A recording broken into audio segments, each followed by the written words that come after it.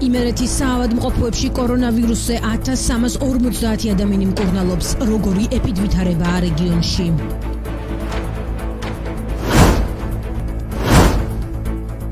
როგორ აფასებენ ქუთაისში ქართული ოცნების ერთწლიან მუშაობას მოქალაქეები?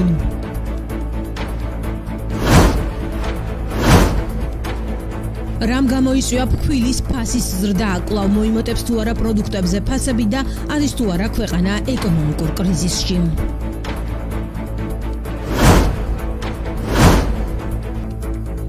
აქვს თუ არა აზრი მოლაპარაკებებს და რა შეიძლება იყოს მისი ალტერნატივა? მთავარი სპეციალური გამოშვების კითხვებს 20 საათზე პარტია ლელოს წევრი ანა ნაცრიშვილი პასუხობს.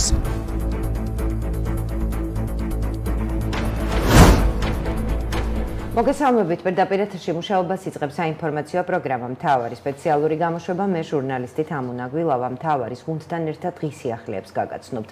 საქართველოში ბოლო 24 საათის მანძილზე კორონავირუსით ინფიცირების 2635 ახალი დადასტურებული შემთხვევა გამოვლინდა.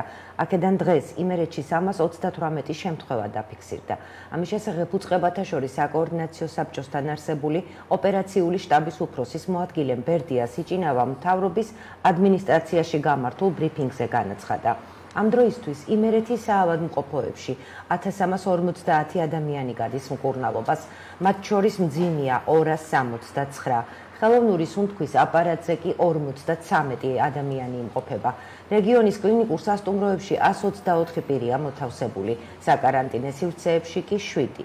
ამ ეტაპისთვის იმერეთში თვით იზოლაციაში 6233 ადამიანი იმყოფება. სამწუხაროდ ბოლო 24 საათში საქართველოში 59 ადამიანი გარდაიცვალა, ხოლო ვირუსისაგან გამოჯამრთელდა 2444. ქუთაისში ბაღდათის გზაზე კიდევ ერთი ავტოსაგზაო შემთხვევა მოხდა. ავტომობილი მოცულდა, გზის სავალი ნაწილიდან გადავარდა და ხეს შეეჯახა. ავარიის შედეგად 2 ადამიანი დაშავდა. დაშავებული მამა-შვილი სასწრაფო სამედიცინო დახმარების ჯგუფებმა სხვადასხვა დაზიანებებით საავადმყოფოში გადაიყვანეს. ადგილზე საპატრულო პოლიციის ეკიპაჟები და სამაშველო სამსახური იყო მობილიზებული. მომხდარზე დაწყებულია გამოძიება. საქართველოში პროდუქტებზე ფასმა მოიმატა, რამ გამოიწვია ფასების ზრდა და საახალწლო პროდუქტებზე ისევ გაიზრდება თუ არა ფასი, რატომ გაძვირდა პურის ფქვილი და არის თუ არა ქვეყანა ეკონომიკურ კრიზისში. ამ შეკითხვებით მეგატივი ჟურნალისტმა ეკონომისტ ნიკა შენგელიას მიმართა. კითხვებზე პასუხები ნახეთ სიუჟეტში. წინა საახალწლოდ 1 ტომარა ფქვილის ფასი 4 ლარით გაძვირდა, წინა წელთან შედარებით კი თითქმის 11 ლარით. რამ გამოიწვია ფქვილზე ფასის ზრდა? არის თუ არა ეს წინაპირობა იმისა, რომ ყველა ის პროდუქტი გაძვირდება, რაც ფქვილთან არის დაკავშირებული? თქმა უნდა, ფქვილი რომ გაძვირდებოდა, ჩვენ ამის შესახებ რამდენიმე თვის წინ გავაკეთეთ ამას განცხადება და პროგნოზი. საახალწლოდ იქნებოდა გაძვირება, გამომდინარე აქედან კურსზე ფასების მომატება იქნება კვლავ და ამას გამომატება ამხარებს ის სიტუაცია, რომ მოიხსენებათ ფასები ასევე გაიზარდა გაზზე, რომელიც საჭიროა ის გამოცხობის დროთან და ყველაფერი ერთად ჯამში პურის ფასის დასვას შეაჩერებს სამწუხაროდ. მაგრამ სახელმწიფომ ჩვენ მოვუწევთ აპირება, რომ პურის ფასზე ფასი არ გაძვირდებოდა, ასევე ცხრა პროდუქტზე, მაგრამ სამწუხაროდ ვერ შეასრულა ეს დამაპირობები. პურის ფასის და გამოწვეული არის საერთაშორისო ბაზრებზე ხობლის ფასის მატებით გამოიწვია. ხობლის ფასის მატება პლუს ჩვენთან არის დევალვაცია. ამ ორი მასშტაბებმა საერთოდ ჯამში გამოიწვია ფქვილზე, ანუ და გამოწვეულმა გამოიწვია შესაბამისად ფქვილის ფასის დასწრება. პურის ფქვილზე ფასის მომატება მომხმარებლების რაოდენობაში ამცირა, განაცხადა ავთოობოლაძემ, რომელიც წლებია უკვე პურის ფქვილით ვაჭრობს. მიდორ ხორბალია თვითონ იმენა გაძვირებული ძალიან. ხორბალი საზღვარგარეთიდან შემოდის. რუსეთიდან შემოდის, რავი, სინან არ შემოდის, მაგრამ ყველგან გაძვირებულია. თქვენგან საცხობებს თუ მიქონდათ, ანუ აღარ მიაქვს, არევის, ბატონო, ვერევინ ვერ მუშაობს, ყველა გაჩერებულია. ჩვენ ვზივართ ყველა, ისინი ძილარიან ყველა, გამოიტანებენ პურს, არ ეიდება რა აზრი აქვს დაწყობას. არის ხალხი არ დადის, არ არის, არევინ. ძალიან გაჭირებაშია ხალხი, არევინ არ არის. ავტობუსი არ მუშაობს, რამე არ მუშაობს, ქეც რომ მუშაობდეს ავტობუსი, რა არის შენი 200 ლარი? რა უნდა იყიდო 200 ლარში ახლა? კბილი იყიდო, შაქარი იყიდო, საჭმელი იყიდო, ხორცს ზედმეტი ალაპარაკი ვერ იყიდი. რა უნდა გააკეთო, მითხარ ხალხო? ახალი ძელი ვის ეხნება ახალი ძელი? არებს არ ეხნება. ყველა იქნება ცარიელი სახში. ბარბალოვა ხო იყო ახლა? ვინ იყო გამოსული? არ არის გამოსული. ბაზარი ცარიელია, ხალხი ცარიელი არავინ არ დადის, ჯერ ერიდება მაინც გამოსვლას, რაც ხარი ვირუსია თუ რაღაცა არის, ძალიან ცუდი მდგომარეობა. ნიკა შენგელია მეგატივთან საუბრისას ეკონომიკური კრიზისის გაღრმავებასა და პროდუქტებზე კვლავ ფასების მატებას აანონსებს. ფასების მატება თებერვალიდან მოსაუბრელია, რა თქმა უნდა, პურზე მოიმატებს ფასები. თებერვალიდან ფასები მნიშვნელოვნად მოიმატებს ადგილობრივ ხორცზე, მოსაბამისად პროდუქტებზე, თევზებზე, იმ ძირითად სამოხმარებლო საკონზე პირველად მოხმარების დავარქვათ, ახლობით კიდევ სადღაც 2% ფასების და ქვეყნის განვითარებას ახლა თუ გულისხმობთ, რომ დეფოლტის წინაშე დადგება ქვეყანა ასეთი რამე არის მუქრება ეს გამორიცხულია, რამ ქვეყანა გაჭირებულია სულ იყო ამ პერიოდის მანძილზე და უბრალოდ ახლა უფრო ხელშესახები იქნება ეს გაჭირება. გულისხმობ რეგიონებს გაუჭირდება ადამიანებს, ქალაქებში უფრო გაუჭირდება, იმიტომ რომ სამუშაო ადგილები დაკარგულია.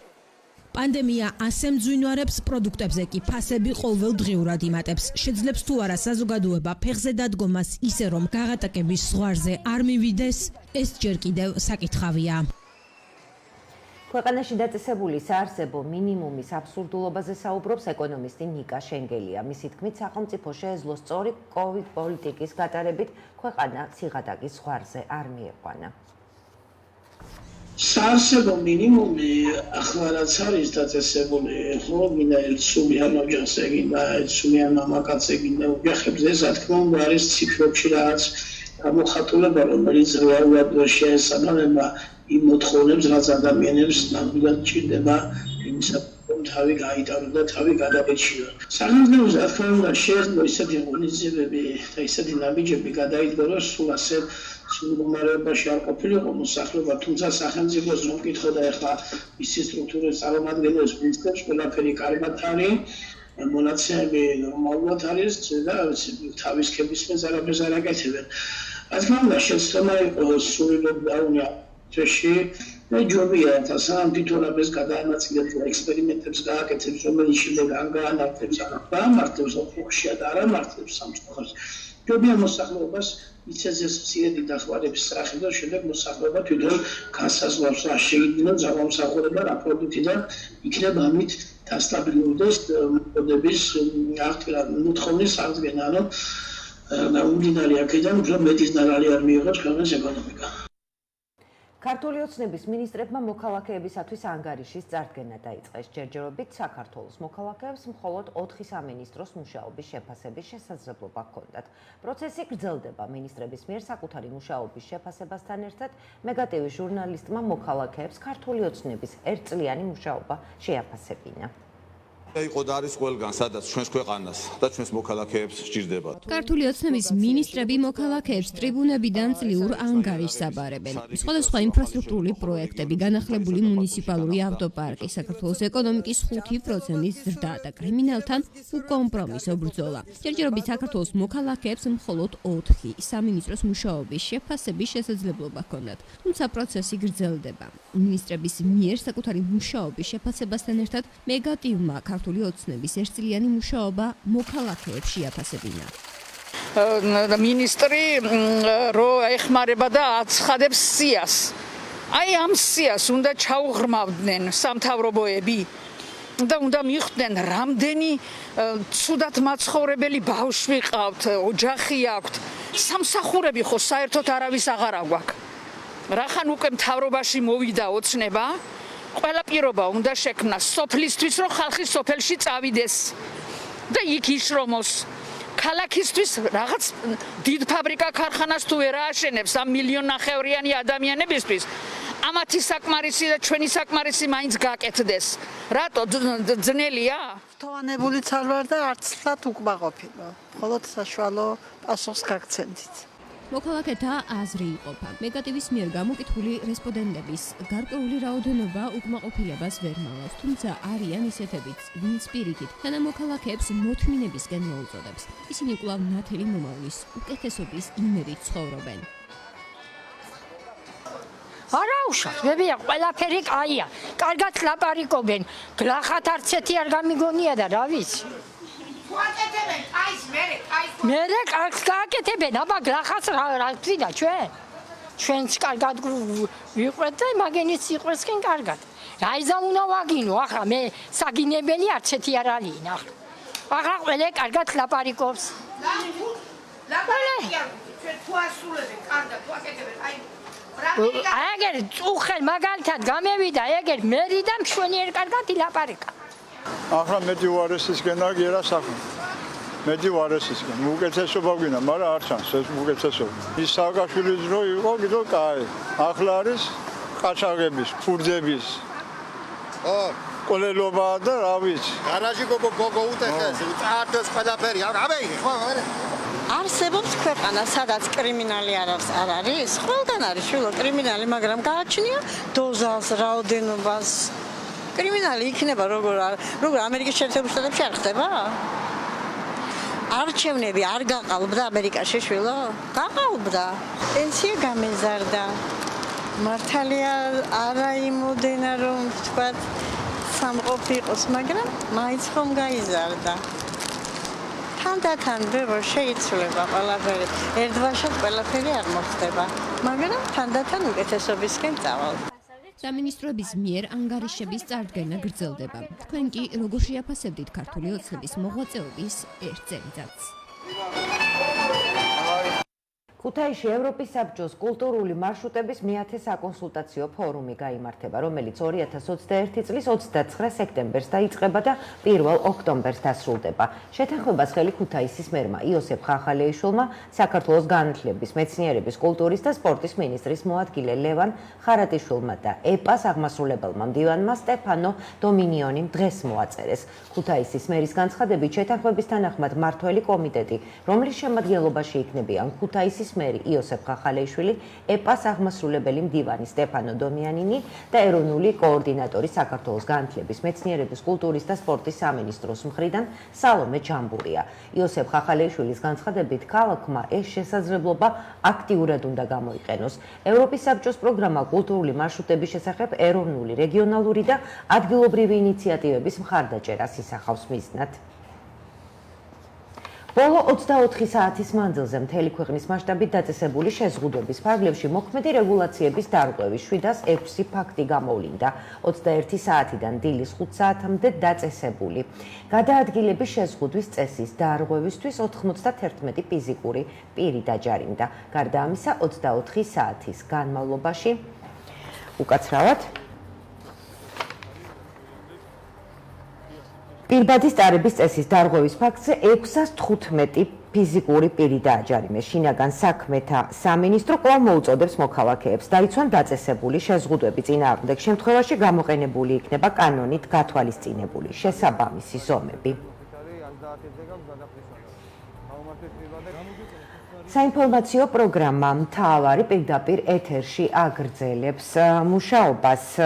აქვს თუ არა აზრი მოლაპარაკებების გაგრძელებას და ოპოზიციასა და უმრავლესობას შორის როგორ ჩატარდება შემდგომში მოვლენები. ეთერში სტუმრად გვყავს ქალბატონი ანა ნაცვლიშვილი.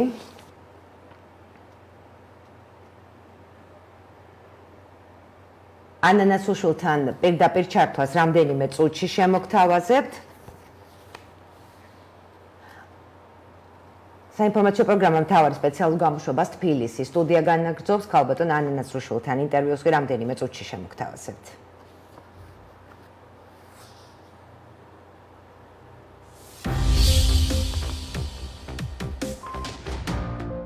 საქართველოში ჯანდაცვის მსოფლიო ორგანიზაციის რეგიონული დირექტორი იმყოფება. ჰანს კლუგეს ვიზიტი საქართველოში 5 დღე გაგრძელდება და მის ფარგლებში ის შეხვდება მთავრობის ოფიციალურ პირებს, ქვეყანაში პანდემიის მართვაზე პასუხისმგებელ ძირითად უწყებებს და ასევე ჯანდაცვის სფეროში მოღვაწე არასამთავრობო ორგანიზაციებს. იგი COVID-19-ის სასტუმროსა და კლინიკებსაც ეწვევა. ვიზიტის დროს ძირითადი შემდეგი თემები განიხილება: ჯანმრთელობის მსოფლიო ორგანიზაციის წარმომადგენლობის გაძლიერება საქართველოში და COVID-19-ის გამოწვეულ რეალობასთან გამკლავება. ჩემს ვიზიტს 3 მიზანი აქვს. პირველი ეს არის ერთად მუშაობა ჯანდაცვის მუშაკებთან, მთავრობის წარმომადგენლებთან COVID-19-ის საკითხებთან დაკავშირებით. მეორე მიზანია შევთანხმდეთ იმაზე, თუ როგორ ვიმუშავებთ ზოგადად ჯანდაცვის რეფორმებზე და მე მინდა მივულოცო ქალბატონ მინისტრს, რომ მიუხედავად იმისა, რომ პანდემიის პირობებში იმყოფებით, მაინც გრძელდება უნივერსალური ჯანდაცვის კუთხით მუშაობა საქართველოში. ჩემი ვიზიტის მესამე მიზანია გაძლიერდეს ჯანმოს ოფისის მუშაობა საქართველოში. ძალიან მნიშვნელოვანი არის სახელმწიფოს ქვეყნების მზაობა სწორედ ვაქცინაციასთან მიმართებაში. საქართველო არის ერთ-ერთი პირველი ქვეყანა, რომელმაც გააკეთა შეფასება სისტემის ვაქცინაციასთან მიმართებაში და შესაბამისად ეს მონაცემები ჩვენ გვაქვს და შესაძლებლობას გვაძლევს იმისათვის, რომ ვიმუშაოთ სწორედ იმ ელემენტების, იმ ასე ვთქვათ, კატეგორიების გაძლიერებაზე, რაც აუცილებელია წარმატებული ვაქცინაციისთვის. თბილისის მოსახლეობის 9.1%-ს COVID-ი აქვს გადატანილი, ამბობს თენგიზ ცერცვაძე. მისივე თქმით, დედაქალაქში ჩატარებულ კვლევაზე დაყრდნობით. ცერცვაძის ინფორმაციით, კვლევა ახლახან ჩატარდა და 1000 ადამიანი გამოიკვლიეს. ინფექციონისტის განმარტებით, მოსახლეობის დაახლოებით 10%-ის ინფიცირება საშუალო ევროპული მაჩვენებელია. რანდომული კვლევა ჩატარდა, არსებობს ამის მეთოდიკა, როდესაც შემთხვევითი შერჩევის პრინციპით გამოვიკვლიეთ 1000 მოქალაქე, 1000 თბილისის მოქალაქე და ნახეთ, რამდენს ჰქონდა პოზიტიური ანტისხეულები COVID-ის მიმართ. და იქ მერე 1000 შესწორებებით და დაზუსტებებით და კოეფიციენტებით და რაღაცით ამას სპეციალისტები აკეთებენ, დადგინდა იქ შეწონვის მეთოდი და სხვადასხვა, დადგინდა რომ 9%, 9.12% ქალაქის მოსახლეობის არის ინფექცია გადატანილი. ნიუ-იორკში 25% იყო, ჟენევაში 14% იყო, სადღაც 5 იყო, სადღაც 8 იყო. მე ვიტყოდი რომ 10%, 10% ვქოთ, 10% მოსახლეობის ინფიცირება ეს არის სადღაც საშუალო ევროპული პროცენტი. ჩვენ დავინტერესდით თუ როდის და ვის მიერ ჩატარდა კვლევა, ასევე რა დროის ინტერვალს მოიცავს იგი და ვინ ჩაატარა, თუმცა დაავადებათა კონტროლში თავად თენგიზ ცერცვაძესთან გადაგვამისამართეს. მან კი ჩვენს ზარებს არ უპასუხა. კორონავირუსის ანტისხეულების გამოსავლენად შერჩევითი კვლევა გაზაფხულზეც ჩატარდა. მაშინ ეს რიცხვი 0.9% იყო. საქართველოს ამ დროისთვის რემდესივირის 400 ფლაკონი აქვს. ინფექციური საავადმყოფოს დირექტორი ამბობს, რომ ამ ეტაპზე ქვეყანაში საცდელი პარტიაა შემოტანილი და იგი საკმარისი დაახლოებით 600 პაციენტისთვისაა. პრეპარატის გამოყენებასა თუ შეძენასთან დაკავშირებით აზრთა სხვადასხვაობა არსებობს. პრაქტიკა გვიჩვენებს, თუ როგორი იქნება მოთხოვნა. ჩვენი კატეგორიული პოზიცია იყო, რომ მედიკამენტი შემოგვეტანა. საქართველოს მოქალაქეებს უნდა ჰქონდეთ არჩევანის უფლება, ამბობს თენგიზ ცერცვაძე. აუცილებელი იყო საქართველოში ამ მედიკამენტის შემოტანა ელემენტარულად თუნდაც იმიტომ რომ ის არის ყველა ქვეყანაში, ევროკავშირის და ამერიკის ყველა ქვეყნებში და საქართველოს მოსახლეობა არ უნდა დაგვეტოვებინა არჩევანის გარეშე. საქართველოს მოსახლეობა მინიმუმ უნდა ჰქონდეს თანაბარი ხელმისაწვდომობა ამ მედიკამენტზე. ვისაც უნდა ფედერალობაში მაქვს ექიმის და პაციენტის ამ მედიკამენტს გამოიყენებს, ისევე როგორც ვაქცინას და ვისაც არ უნდა არ გამოიყენებს, მაგრამ ჩვენ რომ მოგვესწრო შესაძლებლობა რომ არ ქონოდა არავის ხელმისაწვდომობა, სწორი არ იქნებოდა. ინფექციონისტი მაია ბუწაშვილი კი გამართლებასა და ალბათობაზე პრეპარატის გამოყენებას არ ემხრობა. მისთვის გაუგებარია, რატომ გასწია სახელმწიფომ ხარჯი თუ წინასწარ არ იცის პრეპარატის ეფექტურობა. ჩვენი ტიპის ქვეყნისთვის ეს პრეპარატი სრულიად გარდაუვალი აუცილებლობა საერთოდ არ იყო. ძალიან ისეთი შემჭიდროვებული კრიტერიუმები აქვს. და რჩება რეალურად რაღაც ერთი პატარა სეგმენტი იმ პაციენტებისა, რომლებშიც შეიძლება გამოვიყენოთ და ისიც მივახციოთ მინიმალურ ეფექტს. თუ ჩვენ ახლა ვამოწმებთ გაამართლებს თუ არა, მაშინ ეს უკვე ჩვეულებრივი სტანდარტული კლინიკური პრაქტიკა აღარ გამოდის. ეს გამოდის კვლევა. ანუ ჩვენ ვაკეთებთ შეფასებას, მედიკამენტი გაამართლებს თუ არა. და კვლევად ეს არ არის დარეგისტრირებული, როგორც ვიცით. და მეორე წინასწარ არავითარი ესეთი კრიტერიუმები არ ჩამოწერილა, რომლითაც შევაფასებთ, გაამართლებს თუ არა, რა ნიშნით მოხდება შეფასება, გაამართლა პრეპარატმა თუ არა, არ არის საკონტროლო ჯგუფი, ვის უნდა შევადაროთ. თენგის სერცვაძის თქმით, პრეპარატის გამოყენება არაუგვიანეს ორშაბათიდან დაიწყება. მისი განმარტებით, რემდესივირი ეფექტიანი ინფექციის გამოვლენიდან 10 დღის განმავლობაშია და ის მხოლოდ შანგბად დამოკიდებულ პაციენტებს ენიშნებათ. მკურნალობისას პრეპარატი გამოიყენა თავად თენგის სერცვაძემ, რომელიც მისივე თქმით უცხოეთიდან მეგობრებმა გამოუგზავნეს, რადგან ქვეყანაში იმ დროისთვის პრეპარატი არ იყო. რემდესივირი ებოლას წინააღმდეგ შექმნილი პრეპარატია. საქართველოში მის შემოტანაზე საუბარი ჯერ კიდევ გაზაფხულზე დაიწყო, მაშინ როცა ის იმედისმომცემ პრეპარატად მიიჩნეოდა. თუმცა ამ დროის განმავლობაში გამოჩნდა კვლევები, რომლებმაც აჩვენა, რომ ის არც თუ ისე ეფექტურია და ყველაზე ხელშესახების შედეგი, რაც მას აქვს ჰოსპიტალიზაციის დროის შემცირებაა. პრეპარატის გამოყენების რეკომენდაციას არ გასცემს ჯანდაცვის მსოფლიო ორგანიზაციაც. საინფორმაციო პროგრამა მთავარი სპეციალურ გამოშვებას სტუმართან ერთად განვაგრძობს, აქვს თუ არა აზრი მოლაპარაკებების გაგრძელებას ოპოზიცია და უმრავლესობას შორის და როგორი იქნება ოპოზიციის ცხოვრება და მუშაობა მუდმივი ბოიკოტის რეჟიმში. მთავარი სპეციალური გამოშვების შეკითხვას პირდაპირ ეთერში პარტია ლელოს წევრი ანა ნაცვლიშვილი პასუხობს. მოგესალმებით ქალბატონო ანა და მადლობა რომ გვერდით. მოგესალმებით. დიდი მადლობა მოწვევისთვის. თული პოლიტიკური მდგომარეობა შეიქმნა ჩვენს ქვეყანაში. რა ეტაპზეა მოლაპარაკებები ოპოზიციასა და უმრავლესობას შორის? პირველ რიგში მინდა ვისარგებლო შემთხვევით და მივულოცო ბარბარობა ქუთაისის და იმერეთის ცხოვრებლებს და მინდა ვისურვო, რომ რაღაცნაირად ეს რთული პერიოდი, რომელსაც ახლა ჩვენი სახელმწიფო და საზოგადოება გადის, იყოს რაღაც რადიკალური შემოbrunების და სიმშვიდის და საქმიანი გარემოს დაბედების დასაწყისი. ჩვენ არ გვჭირდება აი ეს რაღაცა გაურკვევლობები და ბუნდოვანებები, რომლებიც ისედაც მრავლად არის ჩვენს ცხოვრებაში, ჩვენი მოქალაქეების ცხოვრებაში, მით უმეტეს პანდემიის პირობებში. ადამიანებს სჭირდებათ სტაბილური და განვითარებადი სახელმწიფოს განცდა და სწორედ ამის შესაქმნელად გვჭირდება ჩვენ პოლიტიკური კრიზისებისაგან თავისუფალი გარემო. ამიტომ არის, რომ დღეს ოპოზიცია მიუხედავად ძალიან ბევრი განსხვავებისა, შეხედულებებში, წარსულში თუ საომავლო ხედვებში, დღეს მთელი ოპოზიციური სპექტრი არის გაერთიანებული, იმიტომ რომ როდესაც არჩევნები ტარდება ისე, როგორც ეს მოხდა 31 ოქტომბერს, როდესაც კანონის და წესიერების ფარგლები არის ძალიან სქელი წითელი ხაზებით გადაკვეთილი. ასეთი გარემო ვერ შექმნის ქვეყანაში სტაბილურობას, ვერ მოიტანს ეს სტაბილურობას. ამიტომ გვაქვს ჩვენ ასეთი პრინციპული პოზიცია ამ საკითხთან დაკავშირებით. ქალბატონო ანა, აქვს თუ არა საერთოდ აზრი მოლაპარაკებას? მე ვფიქრობ, რომ მოლაპარაკების რესურსი ბოლომდე ამოწურული არ არის. მიუხედავად იმისა, რომ ჩვენ ვნახეთ მათ შორის გუშინად ძალიან დესტრუქციული და მუქარისა და შანტაჟის ენით საუბარი მოლაპარაკების მეორე მხარის მხრიდან, ამ შემთხვევაში ირაკლი კობახიძის მიერ ჩატარებული ბრიფინგი და მის მიერ გაჟღერებული მესიჯები მაქვს ხედველობაში, ურავის ექნება მოლოდინი, რომ ოპოზიციაში ვინმეს ლელოს ნერვები უმტყუნებს ან მოთმინება არ იყო.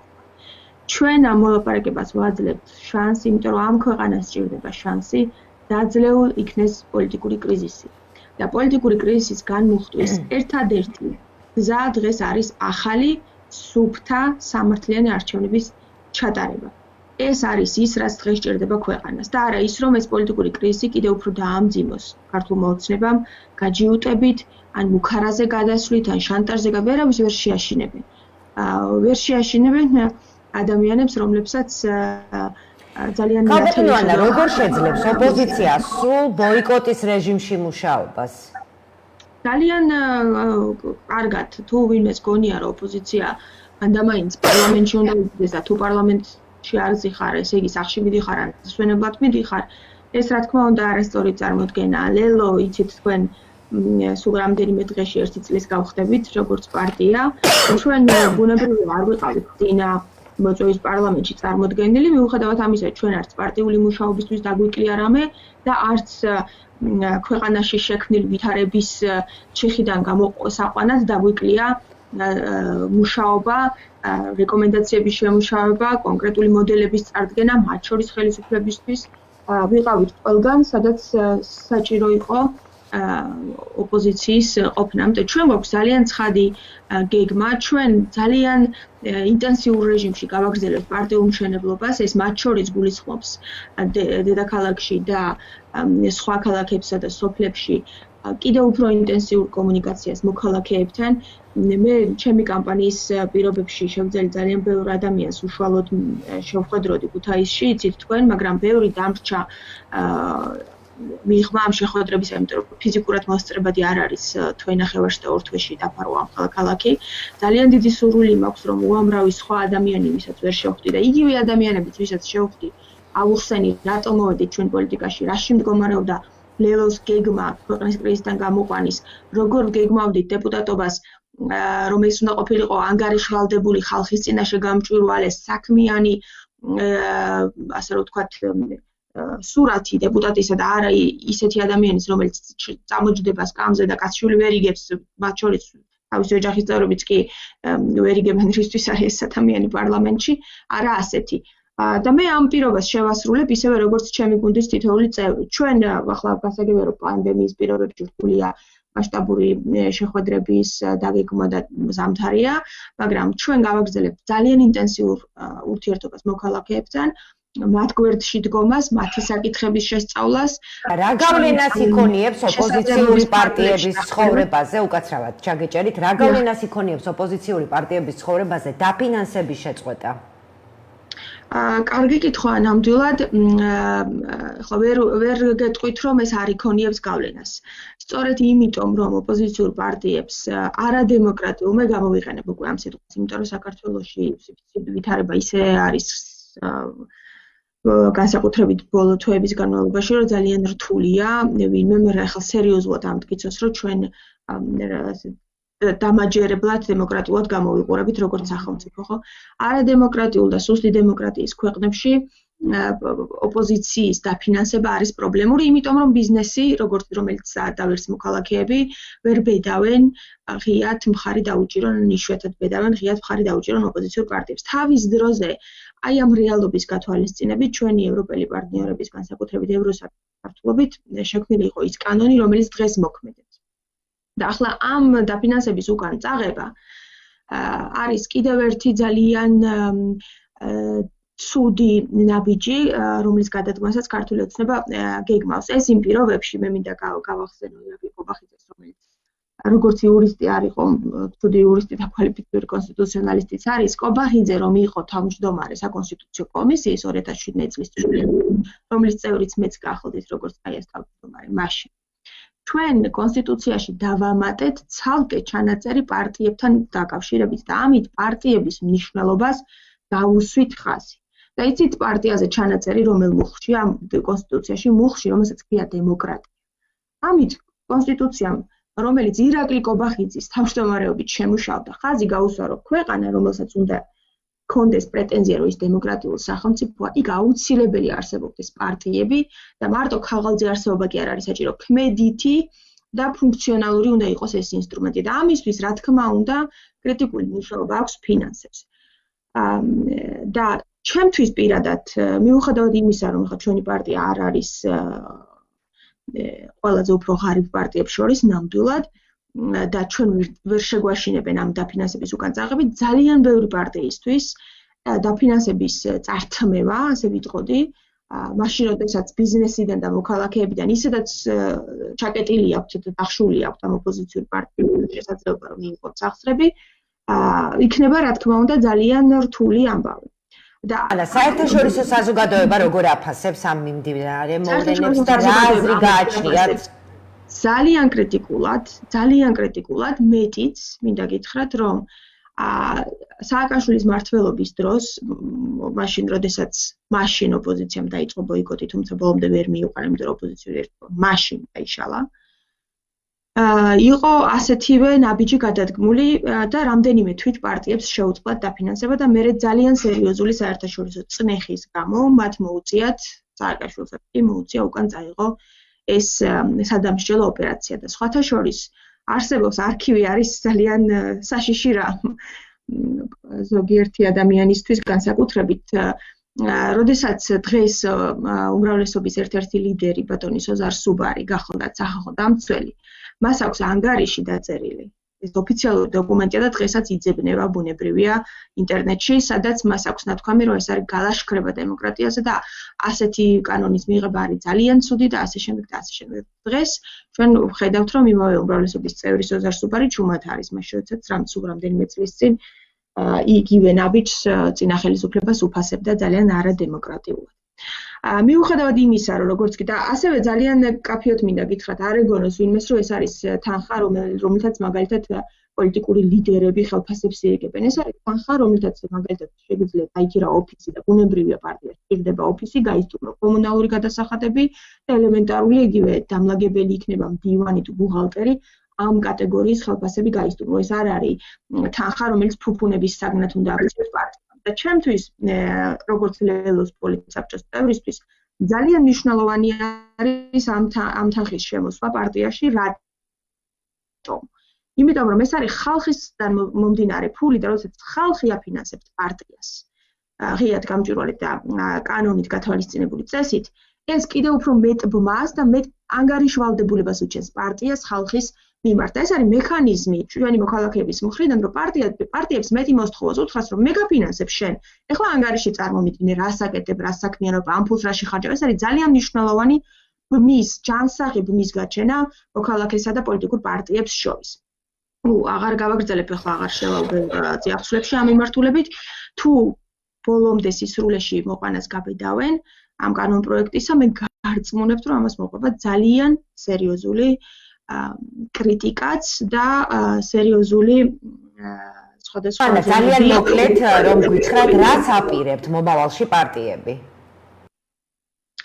ჩვენ ვაპირებთ გავაგრძელოთ ძალიან გააზრებული და პრინციპული ბრძოლა მიტაცებული სახელმწიფოს დასაბრუნებლად. ჩვენი ქვეყანა დღეს არის მიტაცებული სახელმწიფო. ვერავინ ვერ დაასახელებს ვერც ერთ ინსტიტუციას, სახელმწიფო ინსტიტუციას, რომელიც მოქალაქეების გადასახადებით არის დაფინანსებული და რომელიც მოქალაქეების მოსამსახურედ არის დაქირავებული, რომ ფუნქციონირებდეს გამართულად, ეფექტურად, გამჭვირვალედ, მათ შორის ფინანსების ნაწილში და რომ ასრულებდეს თავის კონსტიტუციურ უფლებამოვალეობას ისე, რომ არ იყოს ის მიბმული პარტია ქართული ოცნების ნებასურველს. არ არსებობს ასეთი სახელმწიფო ინსტიტუცია.